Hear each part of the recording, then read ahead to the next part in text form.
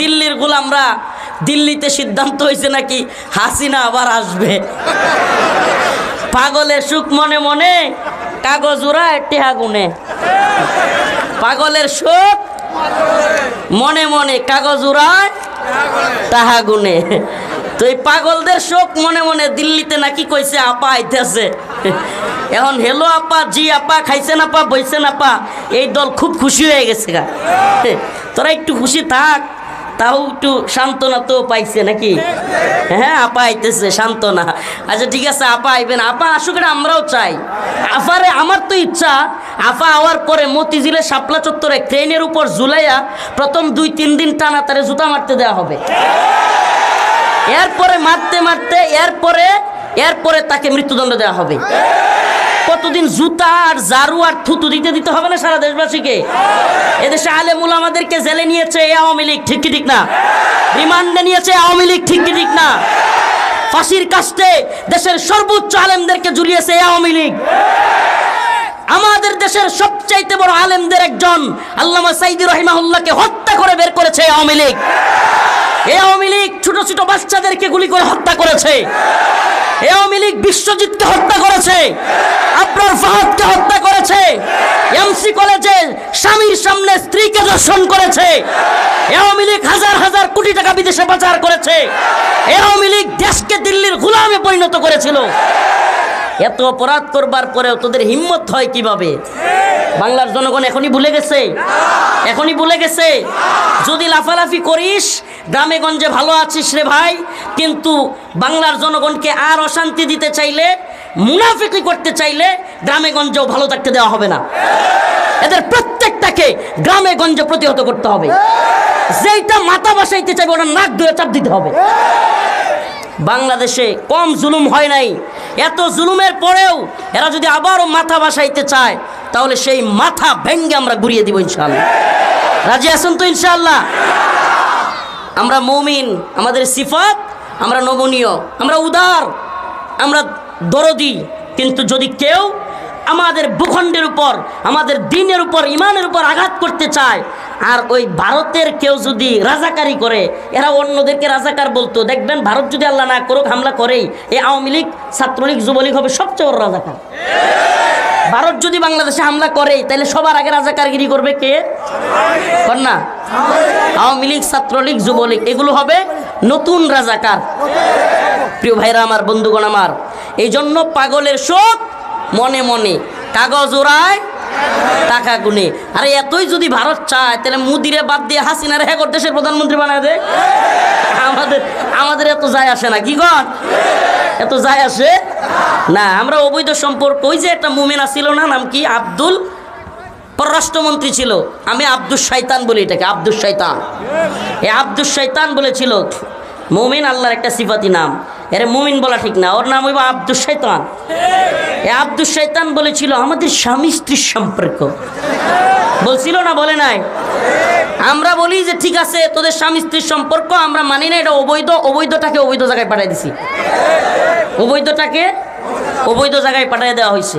প্রিয় ভাইরা আমার, বন্ধুগণ আমার, দেশের সীমান্তের কাঁটাতারে ফেলানির লাশ, অসংখ্য মা বোনের, অসংখ্য ভাইদের লাশ পড়ে থাকে, আর এরা রক্তের সম্পর্ক, এরপরে কি বলে স্বামী স্ত্রীর সম্পর্ক। তো এখন 5 মাস যাইতে পারে না, হাসিনা গেছে, এখন প্রীত কই? ভারত যেহেতু এতই বন্ধু বাংলাদেশের, এখন হুমকি দেয় কেন? এখন দেশ দখল করবার চেষ্টা করে কেন? এখন বিভিন্ন সীমান্তের কাঁটাতারের ভিতরে এসে গুলি করে কেন? বোমা মারে কেন? বলেন না, এত বন্ধুত্ব, এত পীড়িত। পীড়িত বলতে কিছু নাই। গোলামি হাসিনা করছে, এই আওয়ামী লীগ করছে, খুশি ছিল। এখন যখন দেখছে বাংলার জনগণ তাদের গোলামি করবে না, এখন তো ওই যে কয় না যে গোলামি যেহেতু করবি না তাইলে তোরা শিক্ষা দিয়ে দিই। তোরা কি শিক্ষা দিবি? মুহাম্মদ বিন কাসিমের ছোট্ট কাফেলা আসছিল, তোদের বাপ দাদারা দৌড়ে পালানোর পথ পায় নাই। অতএব মুহাম্মদ বিন কাসিমের উত্তরসূরিরা মরে যায় নাই। আমি আমার সন্তানের নাম রাখছি মুহাম্মদ বিন রফিক, মুহাম্মদ বিন কাসিমের নামে নামে, মানে মুহাম্মদ বিন রফিক। ইনশাআল্লাহ সুম্মা ইনশাআল্লাহ আমরা পরাজিত ছিলাম না, পরাজিত থাকবো না, ইনশাআল্লাহ আমরা বিজয়ী হব। রাজি আছেন তো ইনশাআল্লাহ? বিজয়ের তামান্না দিয়ে গেলাম। এটা রসুলের ঘোষণা। রসুল বলেছেন, ইসাবাতান মিন উম্মতি আহরাজাহুমুল্লাহু মিনান নার, ইসাবাতুন তাগজুল হিন্দা ওয়া ইসাবাতু মা ঈসা ইবনে মারইয়াম। আমার উম্মতের একটা দল গজওয়াতুল হিন্দে অংশ নিবে, আর যারা গজওয়াতুল হিন্দে অংশ নিবে আমি তাদেরকে জাহান্নামের আগুন থেকে মুক্তি দিয়ে দিব। আল্লাহ পাক জাহান্নামের আগুন থেকে মুক্তির ঘোষণা দিয়েছেন। গজওয়াতুল হিন্দ হবে, এটা রসুলের কথা। কোন নবীর কথা? যার দুই ঠোঁটের মাঝখান দিয়া জীবনে কোনোদিন মিথ্যা বলে নাই। সুবহানাল্লাহ বলেন। রাসূল সাল্লাল্লাহু আলাইহি সাল্লামকে আরবের মুশরিকরা পর্যন্ত পাগল বলতো, জাদুকর বলতো, গণক বলতো, কিন্তু কখনো মিথ্যাবাদী বলে নাই। সুবহানাল্লাহ। তাহলে সেই রসুল বলেছেন, ইসাবাতানি মিন উম্মতি, আমার উম্মতের দুইটা দল, আহরাজাহুমুল্লাহু মিনান নার, ইসাবাতুন তাগজুল হিন্দা ওয়া ইসাবাতু মা ঈসা ইবনে মারইয়াম। দুইটা দলকে আল্লাহ পাক জাহান্নামের আগুন থেকে মুক্তিপ্রাপ্ত ঘোষণা দিয়েছেন। একটা দল ঈসা ইবনে মারইয়ামের সাথে যুদ্ধ করবে, আর একটা দল গজওয়াতুল হিন্দে শরীক হবে। সুবহানাল্লাহ। শুধু এইটাই না, রাসূল সাল্লাল্লাহু আলাইহি সাল্লাম বলেছেন, শেষ জামানায় আমার উম্মতের যেই দলটা গজওয়াতুল হিন্দে হিন্দুত্ববাদীদের বিরুদ্ধে যুদ্ধ করবে, সেই দলটা বিজয়ী হবে। দিল্লির ক্ষমতার মসনদে কালেমার পতাকা উড়াবে। দিল্লির বড় বড় হিন্দুত্ববাদী তাগুতি ব্রাহ্মণ্যবাদী নেতাদেরকে কল্লায় ধরে টেনে হিচড়ে বাইতুল মাকদিসের দিকে নিয়ে যাবে, যেখানে ঈসা আলাইহিস সালাম অপেক্ষা করবে। সুবহানাল্লাহ। তো আমরা বিজয়ী। আমরা কি? সুবহানাল্লাহ। আমরা হয়তো বিজয়ী হব, নাইলে শহীদ হব। কথা বলেন না, আমরা হয়তো বিজয়ী হব, নাইলে। কথা বুঝতেছেন? আমরা প্রত্যেকেই এই কথাকে হিম্মত করি, অন্তরের মধ্যে লালন করি, একসাথে স্বাধীন হব, না হলে একসাথে শহীদ হয়ে যাব।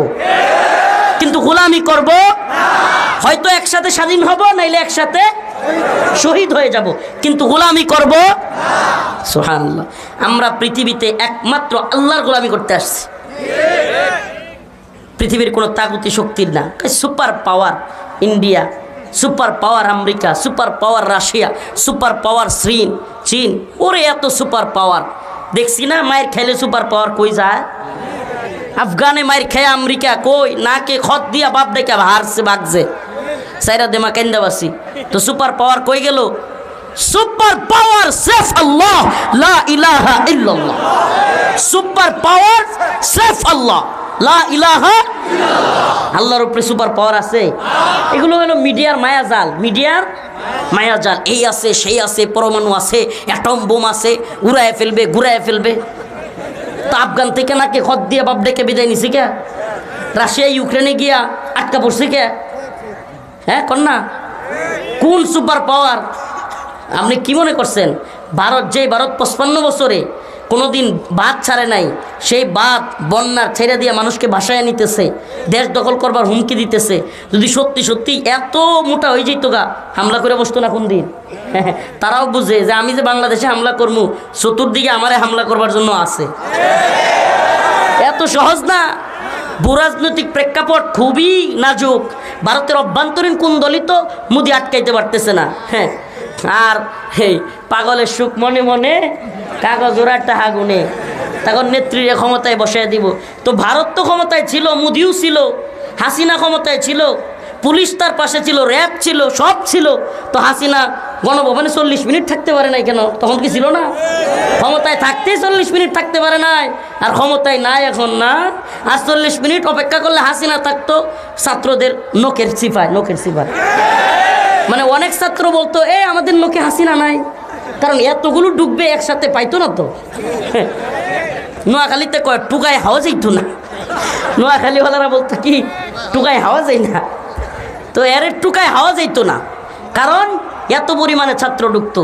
এগুলো এই বাকওয়াজ, এই ধরনের গুজব ছড়িয়ে মানুষের মধ্যে এক ধরনের জুমরুজাল তৈরি করে সিম্পেতে আদায় করবার চায়। আমরা বলি, তোরা যদি ভালো হয়ে যাস, মানুষ হয়ে যা, আওয়ামী লীগ থাকিস না, মানুষ হয়ে যা।